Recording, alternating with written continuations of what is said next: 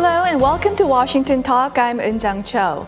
North Korea is threatening South Korea with nuclear-tipped missiles and hundreds of artillery shells. More South Koreans want to obtain a comparable nuclear deterrent. The U.S., for its part, emphasizes its extended deterrence commitment to South Korea and seeks diplomacy with North Korea. Before we turn to our panel discussion today to discuss these issues, first we have an interview with former National Security Advisor John Bolton, who participated in the first and the second U.S. DPRK summits.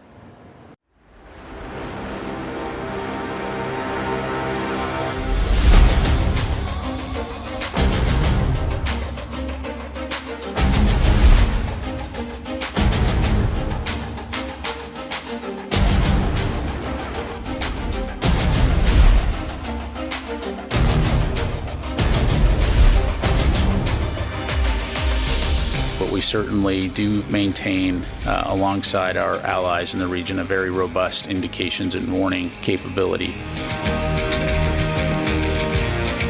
My serious concern, it is further destabilizing towards the region, impacts on our allies and partners, especially Japan and the Republic of Korea.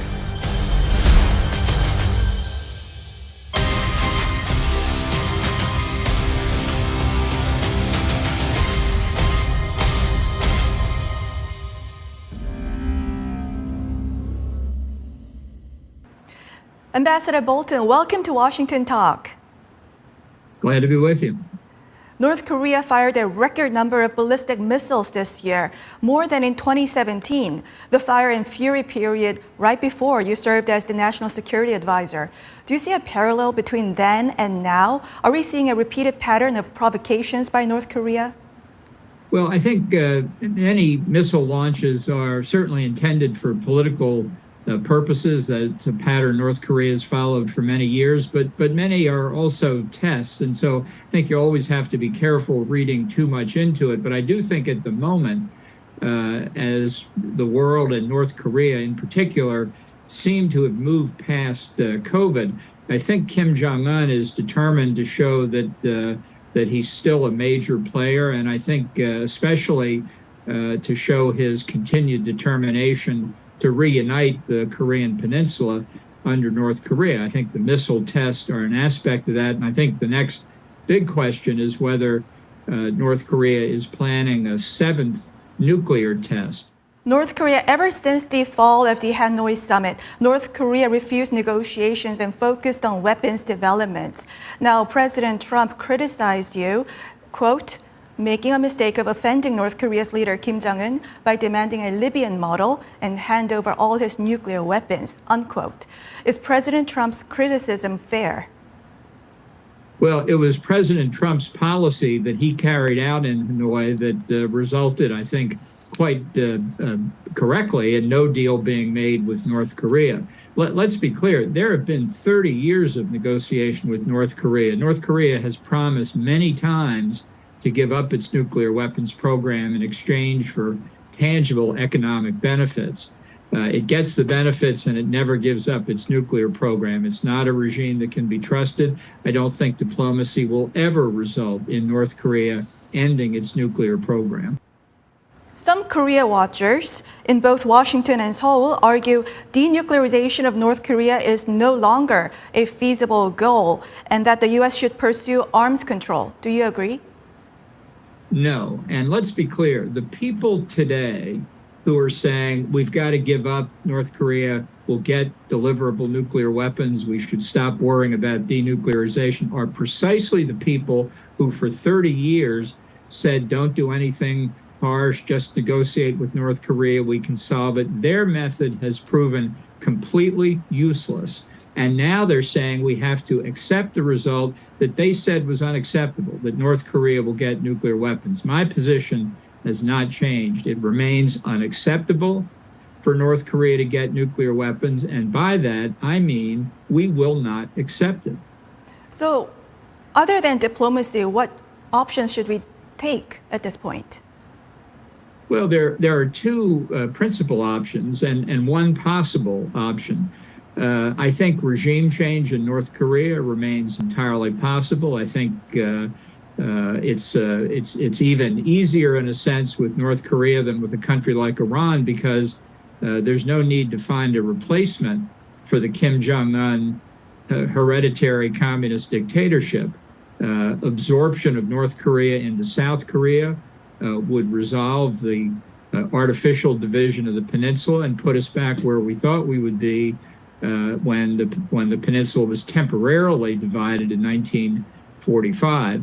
As a last resort, certainly from the perspective of the United States, we will not be held to blackmail by North Korea or any other rogue state. And if to protect the United States, South Korea, Japan, and others, it were necessary to destroy North Korea's nuclear program facilities, that would be an option.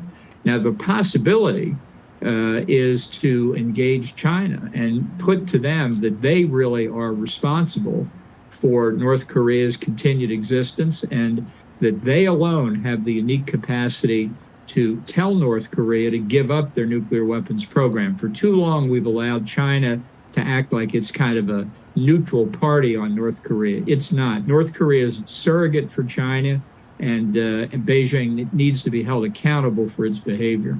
Ambassador Bolton, has there been any closed-door discussion in the U.S. government regarding the possible regime change in North Korea? Well, certainly there have been discussions about regime change in a lot of different places over the years. You know, if you look at what's happening in Iran today, we may be seeing the beginnings of regime change there. It doesn't require outside intervention necessarily, but it does require giving support to the people inside North Korea who are not content to live under a tyranny. So you're saying certainly there was a discussion within the U.S. government regarding possible regime change in North Korea. There have been a lot of discussions about regime change in North Korea. I've participated in some of them. Others have participated in others. Nobody should be surprised at that. When you face a rogue state that seeks the most terrible weapon that we know that could be used to blackmail the people of South Korea or Japan or the United States, it would be a dereliction of duty for any government to protect its own innocent civilians from nuclear destruction to think of options. Ambassador Bolton, China and Russia is blocking further sanctions on North Korea. Former U.S. ambassador to the UN said she persuaded China and Russia that President Trump could take military actions against North Korea. China and Russia in turn agreed on 4 different sanctions resolutions.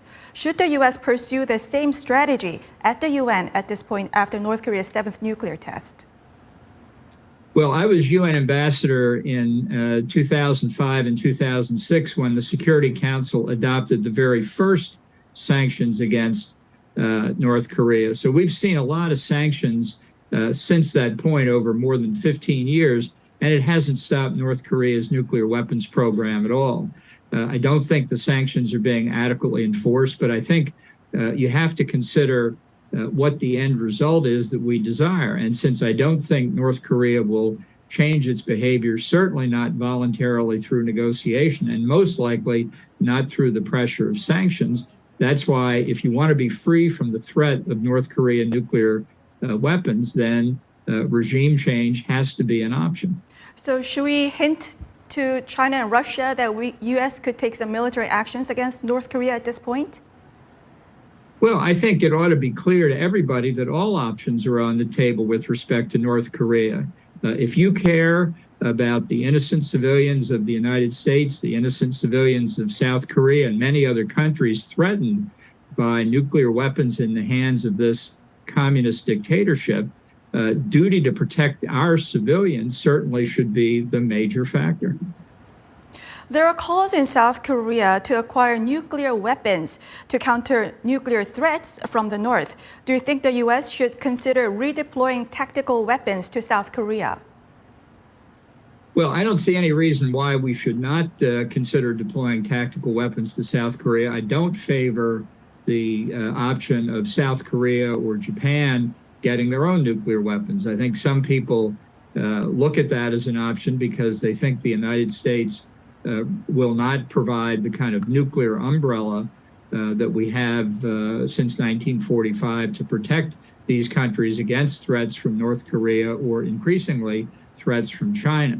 So I think it's important that the United States emphasize that it will stand by its allies. And that's an important reason why they themselves don't need nuclear weapons programs. If South Korea and Japan have their own nuclear weapons, wouldn't it increase their leverage against China and North Korea? Well, I think it would increase the risk of a nuclear exchange. Our effort here is to prevent that from happening. And I think as a general proposition, the fewer countries in the world that have nuclear weapons, the better, which is why I think those who say we have failed to stop North Korea and therefore need to resort to arms control, which has not succeeded at any important point in history, are really, I think, trying to put us in a position where it will be North Korea that has the leverage. Ambassador Bolton, before I let you go, in your recent op-ed, you said South Korea should play a vital role in the Indo-Pacific against China and that Quad should become Quint to include South Korea. What capabilities can South Korea add to Quint? Well, South Korea is an enormously successful economic power. It's a functioning, vibrant democracy. It has that in common with Taiwan, Japan, many other countries of the Pacific, Southeast Asia, around China's Indo-Pacific periphery. And I think bringing it together, I don't know the exact form that these different alliances and partnerships can take, but I think all are more secure against the Chinese threat if we can act in concert, act together in our mutual self-defense interest. Ambassador Bolton, thank you very much for joining us today and for sharing your insights. Well, thank you for having me.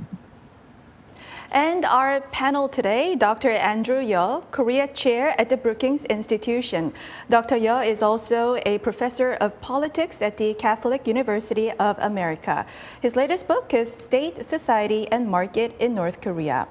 Also with us today, Mr. Ankit Panda, Senior Fellow in the Nuclear Policy Program at the Carnegie Endowment for International Peace. Mr. Panda is also editor-at-large at The Diplomat. He authored Kim Jong-un and the Bomb, Survival and Deterrence in North Korea. Welcome to the program.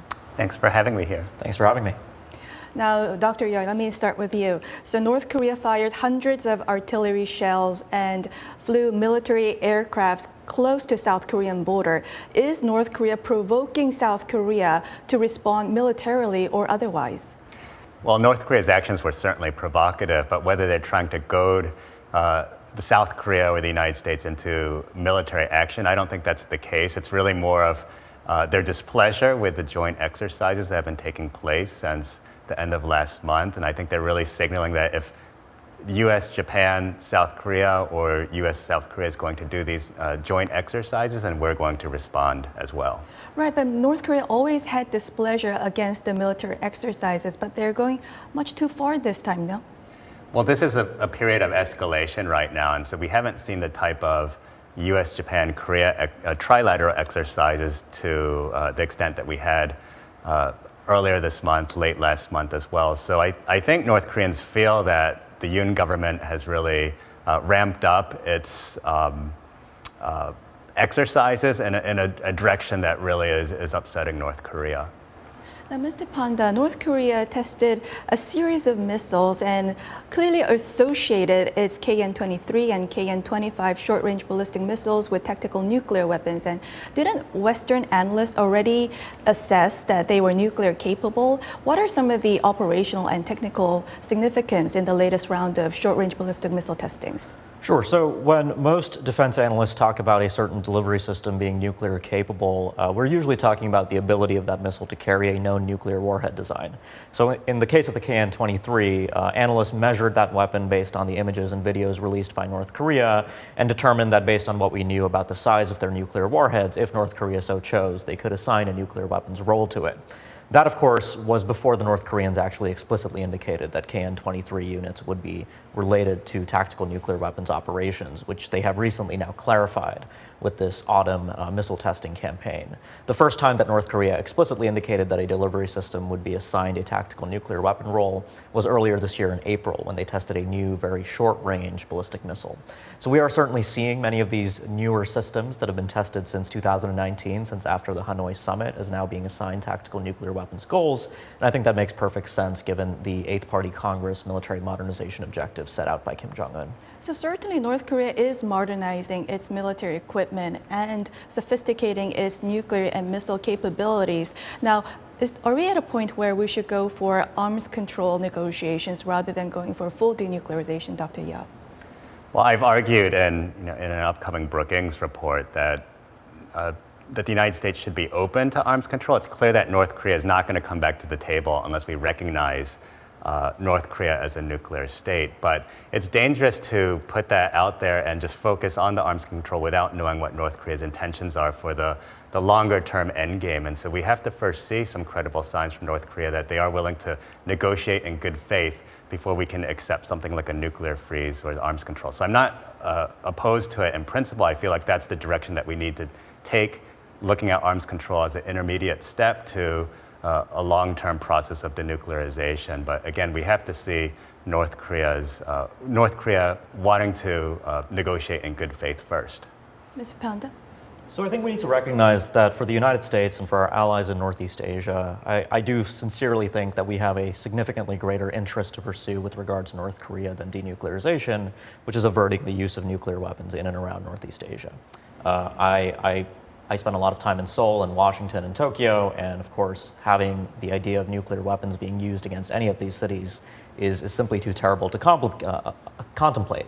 And so this was one of the principles that led us to see arms control as beneficial during the Cold War. It's something we do with our adversaries. It's not something we do with our friends, and we do it out of a shared interest in survival with our adversaries. Mm-hmm. And so I fundamentally think that we need to make denuclearization a longer-term goal and pursue policies that can meaningfully enhance our interests. Mm-hmm. If not the kinds of formal arms control that we did with the Soviet Union and the Russian Federation, then we might even imagine measures of risk reduction. A lot of this could also happen unilaterally by the United States and South Korea simply posturing their military forces or communicating their policy ends to North Korea in different terms that would indicate a level of willingness to accept coexistence. I don't think we need to make a formal statement saying that we accept North Korea. I think implicitly we already have.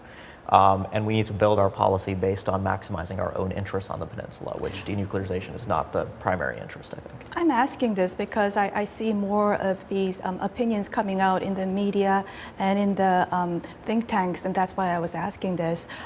But North Korea, we've been doing these negotiations for 30 years, and Dr. Yeo talked about having good faith. How can we believe that North Korea will have good faith in this arms control negotiations this time and really go up to that final goal of denuclearization? Yeah, that's a really excellent question that many people do not have an answer to right now. But right now we're in a phase of a cycle of provocations. We're seeing an uptick in missile tests. So I actually think it's not a matter of if, but when we see a seventh nuclear test, and then we're going to have to really sit down and assess, where's North Korea heading with this? But we have to see North Korea actually, I think, opening up their country first. We have to see, they're still in the pandemic lockdown, but once that ends, we want to see, does North Korea want to reach out? Do they want to come back to talks? What are they willing to offer on their end to halt this process of cycles and provocations? So unfortunately, it means we're back to this wait and see approach. But as people like to say, we're in a land of lousy options, and so in some ways, waiting is maybe the best thing that we can do for now. Mr. Panda, didn't we negotiate with North Korea for 30 years, and all the while North Korea has been developing and sophisticating its nuclear weapons? Wouldn't that happen again? It's quite possible it would. Arms control, again, is not an act of altruism. It's something we would seek to verify. And I have done some work on the new tools that are available to verifying compliance with agreements that we might forge with North Korea. I do, however, see, I think, a substantial change in North Korea's broader strategic orientation right now. I've been actually pretty public since 2017 and even earlier that our objective needs to be some form of arms control or risk reduction. So I actually think the process that happened in Singapore and Hanoi in 2018 and 2019 could have looked very different, for instance, if we had sought to preserve North Korea's moratorium on long-range missile testing. The collapse of that moratorium has allowed them to qualitatively advance the quality of their missiles in ways that I think are damaging to our interests and the interests of our allies. And so those kinds of measures, I think, should be considered. I think they would be fairly easy to actually verify many of these things. For instance, when missile engines are tested in North Korea, we can actually verify that very easily from space, using, without any boots on the ground inside North Korea, for instance. So these types of ideas, I think, really need to be on the table as we move forward and think about really beginning the process, the long road to denuclearization, which will take a number of decades, beginning that process with verifiable risk reduction measures that could also lead to a process of arms control. I want to move to another topic of calls in South Korea to develop its indigenous nuclear weapons. What would be some of the ramifications, Dr. Yeo? Well, one of the dangers of South Korea acquiring their own nuclear capabilities is that it would trigger nuclear proliferation within the region. If South Korea has the bomb, then Japan is going to want to get that as well too. Then China may react. And then outside of the region, there are other would-be proliferators like Iran that would get the signal or message that, oh, well, we can also get the bomb as well too if South Korea is going to acquire nuclear weapons. So there is that danger. I know Ankit has other thoughts. I think we both get to the conclusion that it's actually worse for regional security, for security on the Korean Peninsula if South Korea acquires nuclear weapons. But I know that there are different motives and different intentions for having that conversation within South Korea and maybe even here in Washington, D.C. Mr. Panda, didn't the world learn to live with nuclear Israel, nuclear India, nuclear Pakistan? Wouldn't the world learn to live with nuclear South Korea in a while? Well, I mean, the three examples you cited were all outside the Non-Proliferation Treaty, which is the cornerstone of the non-proliferation regime. South Korea is a party to that treaty, a non-nuclear weapon state, in the course of which South Korea has forsworn the ability to pursue nuclear weapons in perpetuity. The treaty does include a withdrawal clause, which South Korea could choose to exercise, citing threats to its supreme national interests. North Korea, of course, is the only country to have exercised that option in 2003 when it withdrew from the NPT. Look, I mean, my view on this is actually, I come from a position where I have tremendous sympathy for the national security predicament that South Korea finds itself in. It's in a very tough neighborhood. It has a nuclear-armed adversary that explicitly threatens the first use of nuclear weapons to enhance its deterrence. But I sincerely believe in my bones that nuclear weapons would either leave many of these problems unchanged, or in many cases they would make them worse. And I don't think they would more effectively deter North Korea. We're not facing a situation on the Korean Peninsula like we did in Europe during the Cold War when the United States deployed nuclear weapons to West Germany to offset conventional military inferiorities that NATO at the time faced from the Soviet Union. On the Korean Peninsula, it's the exact opposite. We have tremendous and decisive conventional military advantages over North Korea that even North Korea's nuclear weapons would, I think, have a very difficult time fully blunting. And so deterrence can prevail on the Korean Peninsula with a non-nuclear South Korea and with no nuclear weapons south of the DMZ, in my opinion. Mm-hmm. Let's circle back and end our discussion with North Korea. So, declassified documents show that U.S. government was concerned about South Korean nuclear pursuit in the early 1970s and pressured South Korea to stop that pursuit. Now, shouldn't the United States just pressure North Korea likewise to stop its nuclear ambition? Well, the levers for pressure are a lot different because South Korea is an ally, so I think there are more ways to tell South Korea to revert back or make sure that you shut down your nuclear program. With North Korea, we don't have those levers. We've tried sanctions, and I don't know where the sanctions can go at this point without compliance from Russia and China. We don't have any kind of formal diplomatic engagement with the North Koreans, so there aren't that many channels that we can actually pressure North Korea to roll back its nuclear weapons like we can or we could with South Korea. Ms. Panda? Fully agree. I think it's much easier to coerce one's allies to not take a path down a road that we really don't want them to go than it is an adversary like North Korea, especially a country like North Korea that sees very few benefits to being integrated with the global community. So the sticks that might apply to other countries that might seek to build nuclear weapons, for instance, complete ostracization from the global economic world, that doesn't work with North Korea. Why don't we continue this discussion next time? Mr. Panda, Dr. Ye, thank you for joining us. Thank you. Absolutely. That's all for us today. Have a great week, and we'll see you back here next week with U.S. experts to discuss the two Koreas and the region right here from Washington.